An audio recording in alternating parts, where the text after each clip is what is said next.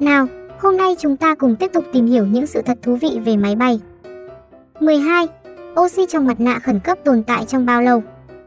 Mặt nạ dưỡng khí được cung cấp từ phía trên chỗ ngồi của bạn trong trường hợp khẩn cấp được thiết kế để cung cấp lượng oxy chỉ trong 15 phút, đủ để cho phép phi công hạ độ cao của máy bay xuống mức mà áp suất không khí bên ngoài có thể thở được, khoảng 10.000 feet hoặc 3.000 mét. Cho nên hãy nhớ kỹ những quy tắc an toàn đi máy bay nhé. 13. Phòng vệ sinh trên máy bay xuất hiện như thế nào? Phòng vệ sinh máy bay đã có một chặng đường dài kể từ những năm 1930 và 1940 khi ngành hàng không như chúng ta biết chỉ mới bắt đầu thành lập. Lúc đầu, không có cabin riêng biệt hoặc một khu vực được chỉ định để vệ sinh, và hành khách và phi hành đoàn sẽ sử dụng một hộp giấy. Các phi công có thể sẽ đi tiểu trong giày của họ hoặc qua một lỗ trên sàn buồng lái. Vào những năm 1930, Không quân Hoàng gia Anh đã sử dụng một chiếc thủy phi cơ Supermarine Stranraer được trang bị một phòng vệ sinh có thể mở trực tiếp lên không trung. Khi chỗ ngồi được nâng lên, luồng không khí đi qua nhà vệ sinh sẽ tạo ra âm thanh huýt sáo. Không biết những nơi máy bay này đi ngang qua có bốc mùi không nhỉ? 14. Chỗ an toàn nhất trên máy bay. Theo nhận định của nhiều người thì chỗ ngồi an toàn nhất trên máy bay thường là ở phía cuối máy bay. Thế nhưng, theo số liệu của Cục Hàng không Liên bang Mỹ, FAA thì không hề có một chỗ ngồi nào an toàn trên máy bay. Dù ngồi bất cứ vị trí nào thì tỷ lệ tử vong khi xảy ra tai nạn đều là như nhau. Vậy nên khi bước lên máy bay thì các bạn nên xác định tâm lý đi nhé. 15. Lốp xe của máy bay có gì đặc biệt?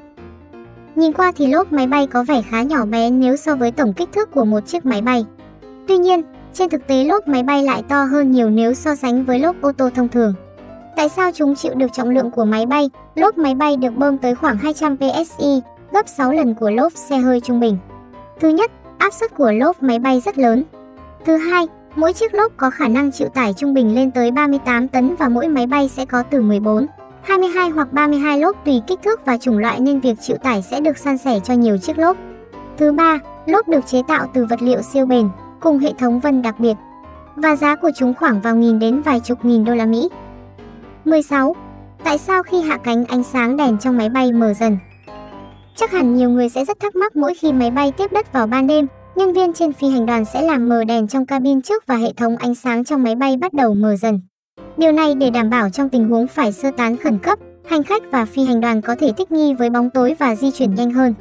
Cửa sổ máy bay được mở cũng vì lý do tương tự. Hành khách sẽ làm quen được với ánh sáng tự nhiên, đồng thời các tiếp viên có thể đánh giá được tình hình bên ngoài. 17. Máy bay có khả năng chịu được sấm sét. Theo các số liệu thống kê thì mỗi năm có rất nhiều máy bay bị sét đánh, ước tính mỗi một chiếc máy bay sẽ bị một lần một năm hoặc một lần trên 1.000 giờ bay. Tuy nhiên những hiện tượng này thường không gây ra hậu quả nguy hiểm nào vì các máy bay hiện đại được thiết kế có lớp vỏ đặc biệt giúp bảo vệ khỏi tác hại của sét. 18. Tại sao đồ ăn trên máy bay thường không ngon? Điều này không phải lỗi của hãng hàng không hay các đầu bếp mà là do độ ẩm giảm cùng áp suất trên máy bay làm giảm độ nhạy của vị giác. Theo một nghiên cứu cho thấy, chúng ta mất 30% khả năng cảm nhận vị ngọt và mặn trong điều kiện tương tự. 19. Đường bay nào bận rộn nhất trên thế giới? Vào thời kỳ trước dịch Covid, đường bay Seoul đến Jeju của Hàn Quốc là tuyến bay bận rộn nhất trên hành tinh.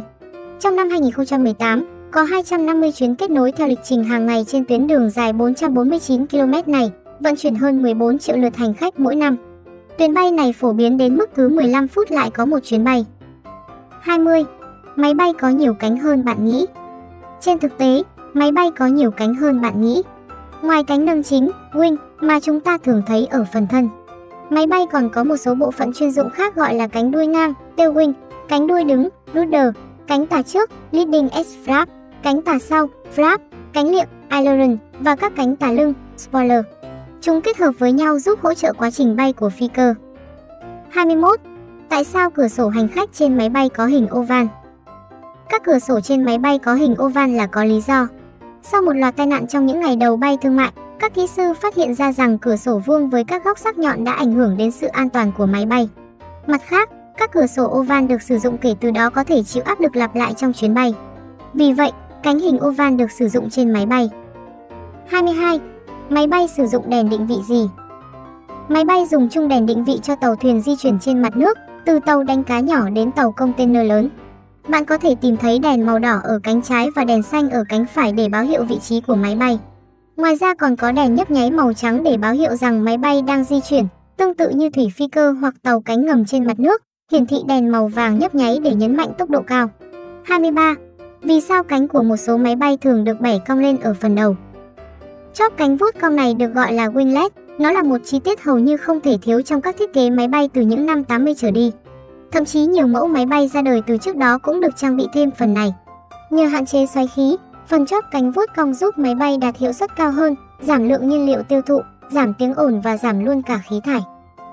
Cũng theo Boeing cho biết, loại cánh nhỏ này được lắp trên các dòng máy bay 757 và 767 của hãng có thể cắt giảm lượng khí thải CO2 tới 5% bằng cách tối ưu hiệu suất đốt nhiên liệu lên đến 5%. Qua đó, nếu một hãng hàng không sở hữu 58 máy bay thương mại đều được trang bị winglet thì mức nhiên liệu mà họ có thể tiết kiệm được ước tính lên đến gần 1,9 triệu lít mỗi năm. Đây là một con số khổng lồ, đem tới lợi ích cả về kinh tế lẫn bảo vệ môi trường. 24.